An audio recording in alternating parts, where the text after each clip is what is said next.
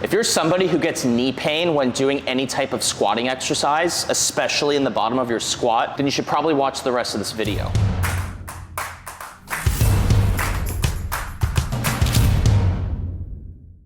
So when we're doing any type of squatting exercise, whether it's a barbell back squat, a front squat, a lunge, a leg press, a hack squat, there's a lot of contributing factors that go into that when it comes to what is our hip, knee, and ankle are actually doing. So for this video, we're gonna go over 3 exercises that we can do for both our hip, knee, and ankle to address potential deficits you have. So when we're doing any type of squatting movement, we need our hips to be able to flex, meaning our knee is coming up to our chest, and that would be hip flexion. As we descend into the squat, we need our knees to be able to flex, meaning bend, but the tibia also needs to be able to rotate. We need to be able to rotate at our shin. Our shin needs to be able to move independently from our upper leg. And when we're at the bottom of the squat, we also need the ankle to be able to dorsiflex, meaning our knee travels over our toe. So what we're gonna do is go over 3 different exercises that address the position that gives people the most problem, which would be this triple flexion position, where we're contracting our quad, our hip flexor, where our knee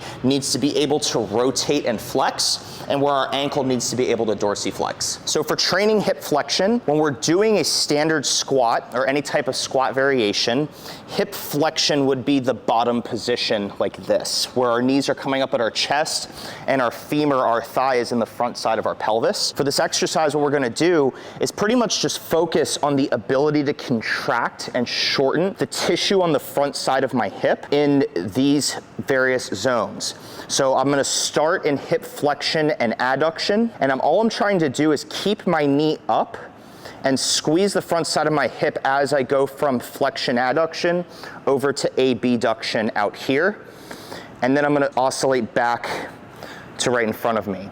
So the whole time I'm trying to drive my knee up, I'm trying to squeeze my hip flexors, the upper portion of my quad, and I wanna feel a contracting sensation that's contributing to the movement, the association of the contraction with the knee being driven up. I wanna ensure that I am not excessively extending at my lumbar spine, and I'm keeping my ribs down in an effort to make sure my hip is doing all the work. What we would typically do is sit here for as long as we can, 1 set of holding the absolute end range of motion you can manage without any compensations from the spine or rotation at the pelvis. So it's probably a good idea to be anchoring yourself down, holding on to some type of pole so that you can go ahead and keep your ribs down. You can keep your opposing leg glued to the pole. And as I go into abduction out into this region, you don't find yourself rotating at the pelvis or the spine as a measure of compensation. We would typically hold that for 1 set for as long as we can, and we look for at least 2 minutes or so. If you're somebody who's a little bit stronger and doing a body weight variation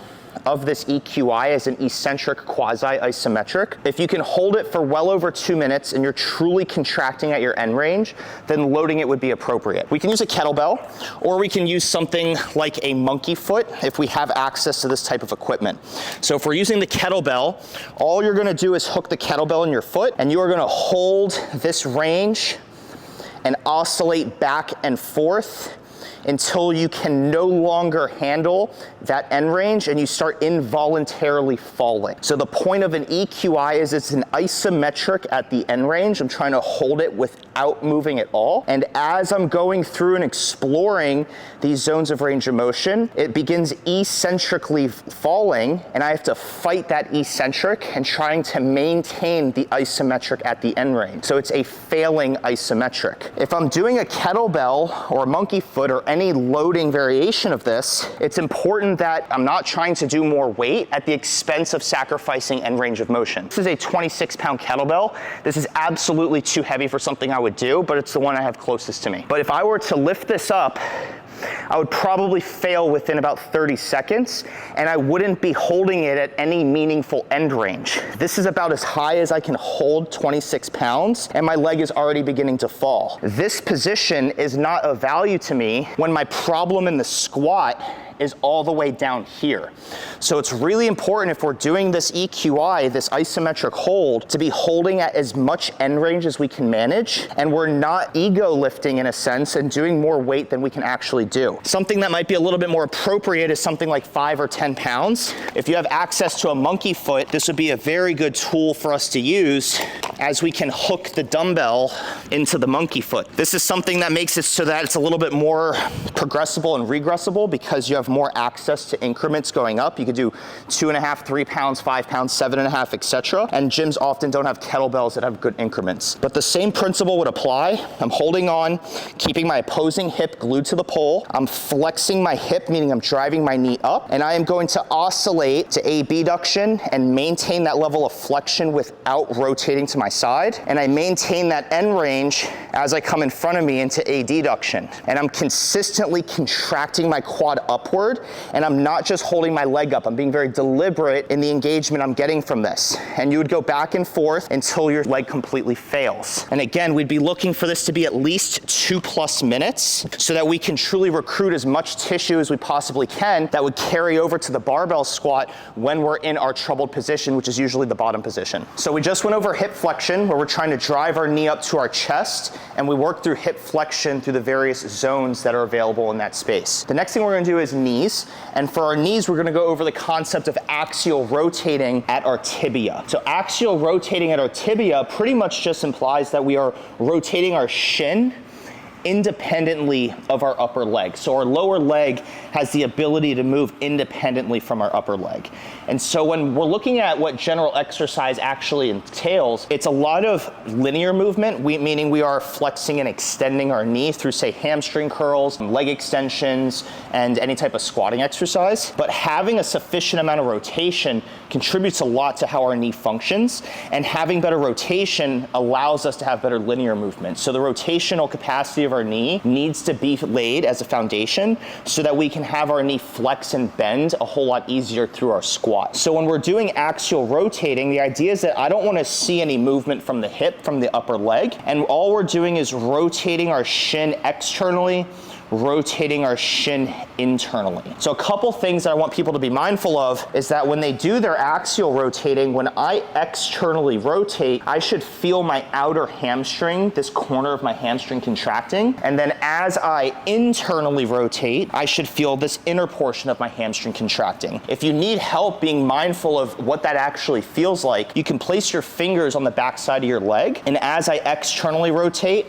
I'm gonna feel these tendons contracting as I squeeze my hamstring and rotate my shin. And I can also feel the internal portion as I rotate internally. And so if you have a hard time finding your knee, which is probably one of the hardest things for most gym goers to actually feel and learn how to use, you can think about pushing your heel down, and you can think about pushing your heel back. So you could probably see as I'm in this position, as I pull my leg back, my hamstring contracts, and that allows me to feel the association of the tibia rotation with my hamstring. And so we want to do this at various zones of our knee flexion extension. So I can go ahead and have my knee almost fully straight and rotate from this position as well. And that would have a little bit more specificity to when my knee is almost fully straight on the squatting pattern. If we're gonna be doing this as a warm-up tool, as an internal training tool, we would be doing rotations at 90 degrees where the knee is bent at a total right angle. We'd be doing rotations where the knee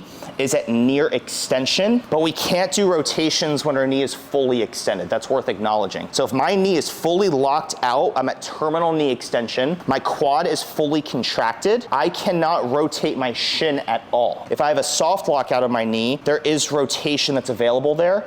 And as I bend my knee more, my shin can rotate further. And as my knee is bent all the way up, my knee can rotate even further. So as the knee flexes, we have more rotational capacity. As the knee extends, we lose the rotational capacity. Another thing that's worth talking about as well is when people do axial rotations, is they'll find that they feel the front side of their ankle quite a bit, and that's because they're overemphasizing dorsiflexion of the ankle. So yes, I don't want your toes on the ground. We need your foot up a little bit so the lower half of your foot isn't dragging being on the floor, but go ahead and raise your ankle a little bit, then try to find your rotation, because if you go ahead and just drill as much dorsiflexion as you can, you're gonna be over contracting the front side of your ankle, and it's gonna take away from how much internal awareness you're able to drive from your hamstring as we're doing the rotation. You're gonna be using the wrong tissue, you're gonna be feeling the wrong tissue as we do the movement, and you're not gonna get what you need out of the exercise. Good rule of thumb for us would be, as a warm-up tool, we go ahead and work through 15 or 20 reps in each direction, really trying to feel the shin move independently from the upper leg, feeling the hamstring contracting as I rotate. And if you have a hard time finding that, we're trying to drive our heel back and pushing our heel down, and that'll help you find the right tissue that we're trying to engage, which is the regressive tissue, the closing side of our knee when it's flexed. So if we're in the squatting position and we have knee pain in this position, yes, there could be contributions from the ankle and the hip, but if the back side of our knee can't contract when we rotate, or if it can't contract and rotate when it bends, then we're gonna have issues there, and that's something that, that's a stone that needs to be turned as we go ahead and address our warm-up and prepare for our squatting exercises. So we went over hip flexion and we went over knee rotation. The next thing we need to look at is how well does our ankle dorsiflex as we descend into the squat. So a lot of people talk about stretching their calves so that they can get more dorsiflexion, but what we're gonna do is an anterior tib raise as a way to contract our dorsiflexors, the same way we did for our knees and our hips. So we did the hip flexion EQI to squeeze our hip flexors. We did the knee rotation to squeeze our knee rotators. Now we're gonna do an anterior tib raise to squeeze our dorsiflexors. So we're gonna do a really simple variation where we're against a wall, and all we're gonna do is lift our toes up, and we're gonna hold. And we can treat this as an EQI as well, an eccentric quasi-isometric. We're just doing isometric holds at end range of motion. It's really that simple. So we can change the positioning we're in to progress or regress how well you're able to do this exercise. So the further away you go, the harder it's gonna be, because the leverage point you have, you're in a disadvantaged position. So it's gonna be a lot harder on our shins, on the front side of our ankle to contract, the further our feet are away from us. The closer we are to the wall, the easier it's gonna be. And so the idea is that if you are just starting out, we would hold this position. You could hold this isometric for as long as you can handle, and then you could relax. We can go ahead and do reps and hold the top, a 1-2 pause, and come back down. If you're able to do that for more than 90 seconds or 2 minutes, I would encourage you to go further out and try from here. And all you're trying to do is dorsiflex the ankle. You're trying to contract and squeeze the front side of your ankle. A lot of times when people are doing an exercise like this that's really uncomfortable in an area that's kind of untapped for them, they'll go ahead and fall out of dorsiflexion and just hold this position. You really need to just continue to hold the end range of motion the same way we did for hip flexion. You'll feel your leg falling. You need to keep fighting as if it's for your life and maintain the end range of motion. That principle applies here as well. And so we'd be holding for as long as we can. Once we can't take the burn anymore in our dorsiflexors, we would begin to do reps as a measure to burn that out. What we can do is we could add a little bit more specificity to the way we're doing this exercise and what tissue we're engaging. So as we dorsiflex, we can evert our ankles and invert our ankles. And the idea is that I'm biasing different regions of tissue in the front side of my ankle that are shortening. So the idea is that if my ankle dorsiflex, that is the linear dorsiflexion, just forward and back, but we have zones and tissue that would be responsible for inverting our ankle while it's dorsiflexed and everting our ankle while it's dorsiflexed. So that would be another way to increase the challenge on it, but also get a little bit more specificity to what tissue we're targeting, because everyone's ankle is different and everyone's deficits are different. So again, if we're just starting out with this, the closer our feet are to the wall, the easier it's gonna be. You could tinker with a little bit of eversion and inversion with here as well. Then we extend and put our feet further away, so we're at a disadvantaged position that make it more challenging to lift our toes up. We go ahead and lift up. We do isometric holds for at least 90 seconds, and we can add eversion and inversion there as well. Just be mindful of how much your hips are moving, and it's your ankles actually doing most of the work. If you have access to a little bit more equipment than that, there is machines and equipment that are designated for anterior tib raises. So if you have something like this at your gym, using a tib bar like this is gonna give you a little bit more clarity on how strong you actually are, so that we can at least logbook in a sense of how much weight, how many reps are we doing, because every time you do a body weight tib raise, your feet might be in a little bit of a different position. So on a tib raise like this, we would add weight to the bar and be able to dorsiflex and plantar flex. So you could add weight to the bar and just hold and squeeze our dorsiflexors and contract them as hard as we can until they begin to fail into plantar flexion. Or we could go ahead and just do reps where we're pointing our toes, we're getting a stretch in the front side, we're coming all the way up and we're contracting the top side. And so we have a couple ways to go about this, and using a tib bar like this would allow us to have increments in how much weight we're using, so that we're a little bit more standardized in our approach. Because if we were to go ahead and say do tib raises with just our body weight, it's a great exercise, it's very progressible and regressible, but let's say one workout I have my feet here and I'm holding for 90 seconds, next time I'm a little bit further and I didn't even realize it. And so because we're not gonna be able to watch all the variables that are at play when we're doing the exercise, having a bar like that will have a little bit more of a guarantee as to how much weight did we do, how many reps did we do, and then from there we could progress, assuming all the constraints are there. So for our squatting warm-up, we went over hip flexion. Again, the ability to lift our knee up, which is the equivalent of being in the bottom of a squat. We went ahead and talked about knee rotation, the ability to rotate our tibia relative to our upper leg or femur. And we also went over strengthening our dorsiflexors, our anterior tib raise, as a measure to contract the front side of our ankle, which is often a weak point that people have as they go ahead and descend into their squat. So we're gonna put all the pieces of the puzzle together and showcase where they have contributions to the actual squat. So this applies whether we're doing a barbell front squat, a barbell back squat, a lunge, a step up, a leg press, a hack squat, any triple extension movement. The hip flexion, knee rotation, and ankle dorsiflexion all have varying levels of contributions to those movements, and each of those definitely has a little bit of variation to it. So again, as we go ahead and begin descending, we need our hip to be able to flex where our knee is coming up to our chest.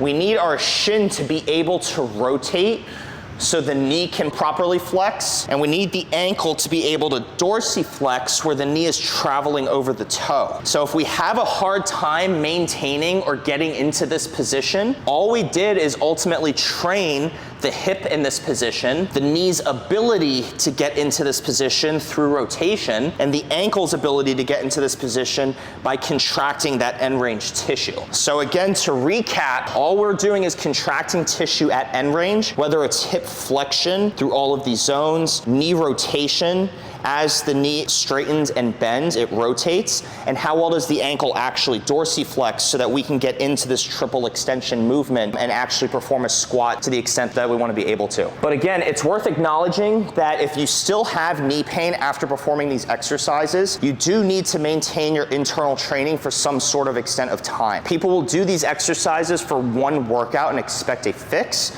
but we need to create an adaptation over time and increase our ability to use our body in that manner to engage that tissue on the exercise, and we can't expect doing it one time to produce the results that we want. It's also worth acknowledging that these exercises we did to help you squat better may not be what your body needs. There's a lot that goes into this stuff. All we did was talk about hip flexion, knee rotation, and ankle dorsiflexion, but we didn't talk about hip internal, external rotation. We didn't talk about how well does your knee actually flex and extend.